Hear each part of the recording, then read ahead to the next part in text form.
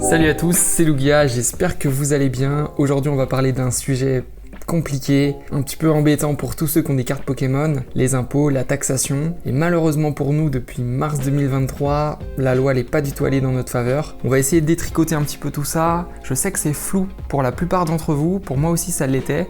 Donc j'ai décidé qu'on allait appeler directement le fisc, essayer de comprendre comment ça marche parce que la loi elle est pas très claire. Ce qu'il faut savoir, c'est que avant mars 2023, les cartes Pokémon elles étaient considérées comme des objets de collection, comme les voitures de collection, les sculptures, les tableaux, tout ce qui relève de l'art et qui est considéré comme une œuvre d'art. Et bien un objet de collection, quand il est revendu, la plus-value qu'on a fait, elle était taxée à 6,5% en tant qu'objet de collection. Malheureusement pour nous, les cartes Pokémon, elles sont passées de objet de collection à biens de consommation. Et ça c'est un changement énorme parce que la taxation sur la plus-value pour des biens de conso, c'est 36,2%. Mais attention, il y a quelques petites règles. Et c'est là que ça commence à être un petit peu flou. La première règle, c'est que ne sont taxées sur la plus-value que les transactions au-dessus de 5 000 €. Donc déjà là on se dit, ok, donc si je vends à 4 500 €, 4 900 €, je suis pas taxé sur la plus-value, alors que j'ai pu l'acheter 500 € par exemple. Déjà c'est bizarre. Et la deuxième chose, c'est que la loi mentionne un caractère historique. Je m'explique. Si notre carte présente un caractère historique, alors on pourra la considérer non pas comme un bien de consommation, mais comme un objet de collection. Mais par contre, on ne sait pas concrètement ce que ça veut dire. Est-ce que donc toutes les cartes qui sont avant, disons 2005, présentent un caractère historique ? On ne sait pas. Ça aussi, on va clairement leur demander parce que c'est pas du tout clair. Et en fait, j'ai plein de questions à leur poser. Parce que certes, ils mentionnent les cartes. Déjà, quid des cartes gradées ? Une carte gradée, c'est clairement plus une carte pour jouer aux cartes. Enfin, moi, je le considère comme un objet de collection. Alors même si elle ne présente pas forcément un caractère historique, est-ce que c'est un objet de collection ? Ça, on ne sait pas. Et les objets scellés ? Est-ce qu'une Pokébox de 2007 de diamants et perles, qu'est-ce qui se passe ? Est-ce que c'est un objet de collection ? Ou alors c'est vulgairement considéré comme un bien de consommation ? Ça encore, on ne le sait pas. Je vais appeler le fisc, on verra bien ce qu'ils nous disent. Mais il nous faut des réponses parce que ça encore, on ne sait pas quoi faire. Moi, une grande question que j'ai aussi, c'est à supposer que je vende une carte 3000, une carte 4000. Donc ça me fait 7000 € de transaction. Mais j'ai eu 2 transactions. Est-ce que donc, comme les 2 transactions sont en dessous de 5000 €, même si la somme des deux est au-dessus, est-ce que je dois payer quelque chose sur la plus-value, etc. Et d'ailleurs, qu'est-ce qui se passe si on a perdu la preuve d'achat ? Parce que vous comme moi, on achète des cartes, franchement, on n'a pas tous les... Déjà, on n'a pas de ticket de caisse, pas forcément, parce que bon, ça dépend, on peut acheter sur Vinted, machin, un truc. On n'a plus du tout les traces de nos achats, quoi. Il y a des trucs qui remontent tellement, donc comment ça se passe ? On les appelle tout de suite. On va voir. L'avis d'impôt sur les revenus est mis en ligne dans votre espace particulier. Le stress un peu, non ? Ok. Bonjour et bienvenue au service d'information et d'assistance de la Direction Générale des Finances Publiques. Finances publiques. Bonjour. Oui, bonjour madame. Je vous appelle car j'ai quelques petites questions concernant la fiscalité dans Pokémon. Je sais qu'elle a changé en mars 2023 et je comprends pas très bien et j'aurais besoin de votre connaissance peut-être de cette nouvelle législation et comprendre un peu mieux comment ça se passe réellement. D'accord, alors honnêtement j'en ai jamais entendu parler. Ah, d'accord. Je travaille aux impôts, donc c'est par rapport à quoi ? C'est par rapport à des cartes, des ventes de cartes ? Oui, c'est ça. D'accord, donc ce serait de la vente plutôt ? Ça sera ok. Et c'est une activité que vous avez de manière ponctuelle ou moi, oui. Non, moi c'est tout à fait. Principal Non, c'est tout à fait ponctuel. Et ça vous rapporte combien à peu près annuel ? C'est la première année, donc je sais pas trop. Je pourrais être susceptible de vendre quelques items à peut-être au-delà de 5000 € et j'ai vu que, voilà, au-dessus de 5000 €. Au-delà. Vous pensez que vous serez au-dessus de 5000 €, Alors, et au total, et à la vente d'un seul item, oui. Avec un seul item. Oui, donc à supposer que j'ai 10 cartes, il est possible que la somme de toutes ces ventes soit supérieure à 5000 €. Ouais. Il est possible aussi qu'une seule carte passe au-dessus de 5000 €. Ok, d'accord, ouais, j'ai compris. Faut que je regarde, je vois à peu près dans quelle catégorie ça serait. Je pense que ça fera partie de tout ce qui est vente d'objets de collection précieux, vintage, etc. Vous achetez pour revendre immédiatement ou rien à voir ? Là, en l'occurrence, c'est plus la vente de ma collection, mais il n'est pas impossible que je sois amené à faire un achat pour revendre. Alors, parce que c'est 2 statuts différents. Ok. Donc si vous faites de l'achat-revente, Oui. vous devez déclarer les revenus comme bénéfices industriels et commercial. Et en plus, vous devrez les déclarer pour que ces revenus-là soient soumis soumis aux cotisations sociales. D'accord. l'URSSAF. D'accord. Si c'est juste de la vente, donc là, vous n'êtes pas du tout en statut de bénéfice industriel et commercial, c'est juste de la vente ponctuelle, quoi. Mais par contre, vous aurez un formulaire spécifique à remplir, Ok. le 2048M, comme maman, que vous pouvez trouver sur impôts.gouv.fr. D'accord. Et ce formulaire-là, il sera à envoyer au service de l'enregistrement de votre département. Aussi, je voulais vous parler d'autre chose. Vous savez, les cartes Pokémon, ils les ont passées de objets de collection à biens de consommation. Néanmoins, la loi n'a pas l'air d'être très très claire.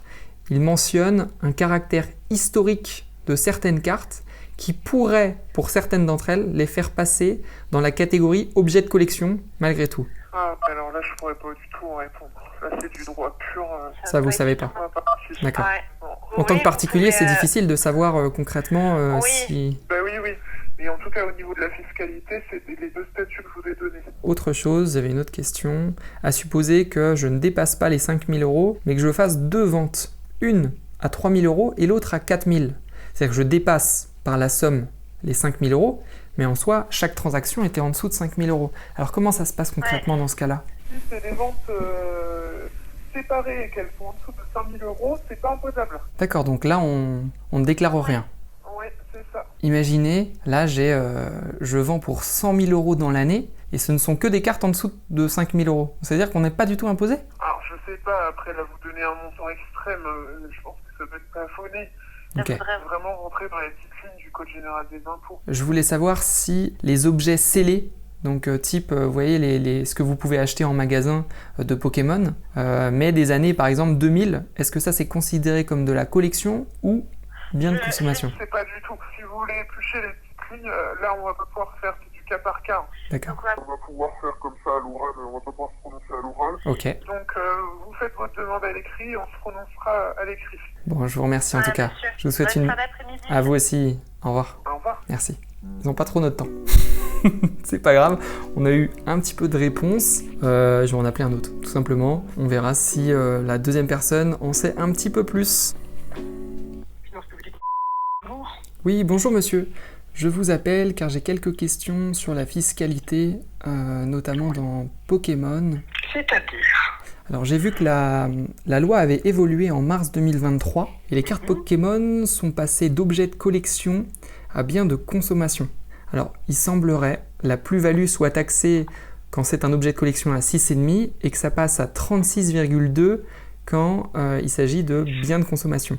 Ah, c'est possible. Moi, ce que je vous conseille de faire, c'est de poser la question directement à notre contrôleur, parce que là, ça va sortir de mon champ de connaissances qui est généraliste, en fait.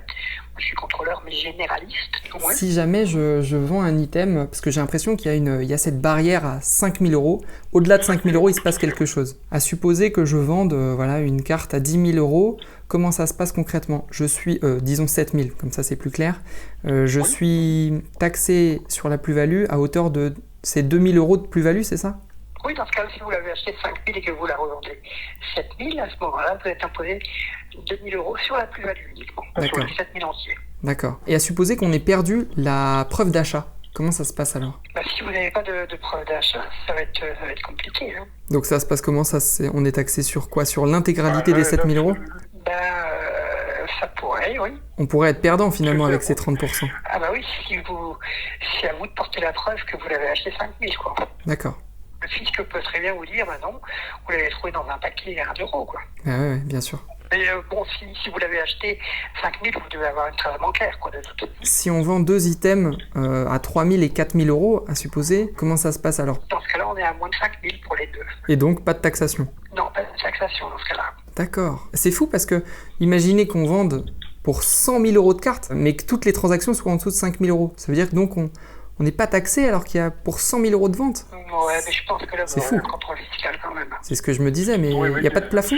Là, je pense que c'est soumis à appréciation du fisc. Vraiment, si ça vous arrivez dans la vraie vie, Ouais.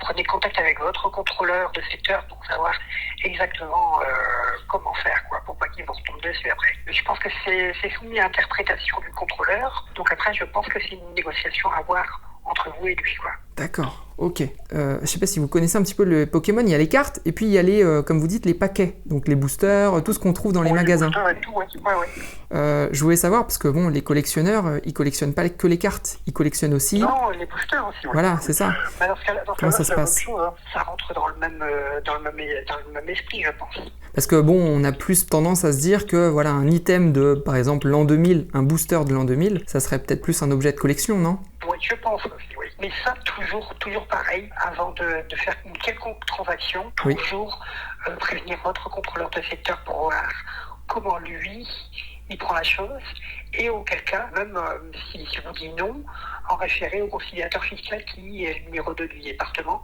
et qui a une cellule complète de fiscalistes et qui lui tranchera définitivement la question. D'accord, donc c'est un peu au cas par cas, c'est très très dur en fait. Hein. Ah oui, très très dur, oui. Merci beaucoup, je vous souhaite une belle fin de journée. Belle fin de journée aussi. Merci, au revoir. Au revoir. Bon, ces appels, ils étaient quand même hyper intéressants. On a bien vu que c'était pas très clair dans leur tête. Néanmoins, voilà, on va pouvoir tirer un petit peu des conclusions et voir, voilà, de ce que j'ai pu comprendre, quelle est la fiscalité dans Pokémon, comment ça marche concrètement. Déjà, il faut bien distinguer deux choses, deux types de personnes. La personne qui va vendre sa collection de manière très ponctuelle. C'est un caractère très occasionnel. Elle a des cartes, elle la vend une seule fois. Après, il n'y a plus de collection, il n'y a plus de cartes. Et il faut distinguer aussi ça de la personne qui fait de l'achat-revente en presque professionnel. Il exerce une vraie activité d'achat-revente. Pour la personne qui vend ses cartes de manière très occasionnelle, donc il les vend qu'une seule fois, toutes les transactions qui sont inférieures à 5 000 € ne sont pas taxées. C'est déjà une première bizarrerie parce que 99% des transactions qui se font dans Pokémon sont largement en dessous de 5 000 €. Alors évidemment, si vous faites un certain nombre de transactions, si vous faites que des transactions à 4 999 €, a priori vous ne serez pas taxé, mais il y a un plafond et le montant de ce plafond, je ne le connais pas du tout. Maintenant, pour les transactions qui sont au-dessus de 5 000 €. Là, il y a deux cas de figure. Si vos cartes peuvent être considérées comme des objets historiques, alors on considère que c'est un objet de collection et donc ça sera taxé à 6,5% sur le prix de vente. Si, au contraire, ce n'est pas un objet de collection, mais un bien de consommation, alors là, vous serez taxé à 36,2% sur la plus-value, à condition que vous ayez la preuve d'achat. Si vous n'avez pas la preuve d'achat, c'est sur le prix de vente. Maintenant, comment on sait si nos cartes, notre item, notre booster, etc. est un objet de collection ou un bien de consommation? Bah ça, on peut pas vraiment le savoir a priori de ce que j'ai pu comprendre. Il faut s'en référer à notre contrôleur de secteur. Et là où c'était d'ailleurs un petit peu bizarre, on m'a parlé à un moment de négocier avec le contrôleur de secteur.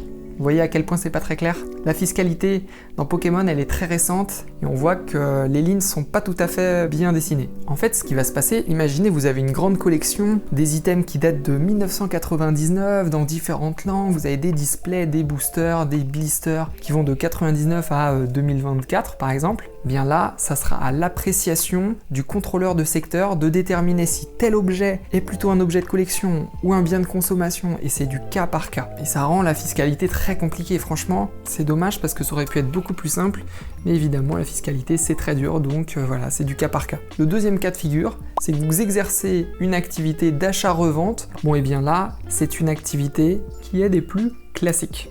Vous êtes imposé à l'IR, l'impôt sur le revenu. Si ça vous intéresse, je ferai une vidéo là-dessus. N'hésitez pas à vous abonner si c'est pas encore le cas, comme ça vous la verrez. Maintenant attention, si vous voulez exercer presque comme un professionnel qui fait de l'achat-revente, vous allez devoir faire une société, monter une société. Donc vous allez recevoir ensuite un numéro de sirène, une immatriculation. Donc aux yeux de la loi, vous pourrez légalement exercer votre activité puisque derrière vous allez payer des impôts sur le bénéfice que vous avez fait. Donc il n'y a aucun problème. C'est vraiment important que vous compreniez tout ça, donc moi ce que je vous invite à faire c'est éventuellement de revenir un petit peu en avant sur la vidéo, d'intégrer tout ce que je vous ai dit et surtout n'hésitez pas si vous avez des questions, s'il y a des choses que vous n'avez pas compris, moi à chaque fois ça me fait super plaisir de vous répondre dans les commentaires, donc tac, vous avez une petite question, vous m'écrivez et puis moi je vous répondrai avec grand plaisir. Pour conclure un petit peu sur cette vidéo, moi j'ai trouvé que c'était hyper intéressant de discuter avec des conseillers qui est de la fiscalité dans Pokémon. J'ai trouvé que quand même ça manquait de clarté, on voit qu'ils sont... en fait personne n'est au taquet. J'espère en tout cas déjà que vous avez un petit peu mieux compris la structure de la taxation dans le cas de Pokémon. Ce qu'on voit aussi c'est que franchement mettre cette barre à 5000 €, donc tout ce qui est en dessous de 5000 € c'est pas taxé, ça je trouve ça très bizarre parce que comme je vous l'ai dit 99% même plus des transactions qu'on fait dans Pokémon sont en dessous. C'est extrêmement rare de vendre un item au-dessus de 5000 €. Donc après tout ça, moi je peux vous donner 2 conseils. Le premier, et c'est presque une demande que je vous fais, s'il vous plaît, ne négligez pas les impôts. C'est très important, il y a des conséquences assez graves derrière, donc soyez rigoureux, essayez de vous informer un maximum. Le deuxième conseil qui va avec le premier, tout est du cas par cas, parce que vos items, vos cartes ne sont pas les mêmes que celui de votre voisin, votre ami, etc. Donc voilà, n'hésitez pas peut-être à prendre rendez-vous avec le contrôleur de secteur. Si jamais votre collection est très très grosse et que vous avez besoin de la vendre, vous avez envie de la vendre, il saura vous aiguiller. Peut-être que vous pourriez négocier avec lui, aussi étonnant que ça soit, mais voilà, vous aurez plus d'informations sur votre cas précis. J'espère en tout cas que cette vidéo elle vous a plu. Moi ça m'a plu franchement de la faire. Si c'est le cas, n'hésitez pas à vous abonner, à me mettre un petit like, écrire un petit commentaire, ça me fait toujours très très plaisir. Et puis on se dit à la prochaine. C'était Lugia, ciao.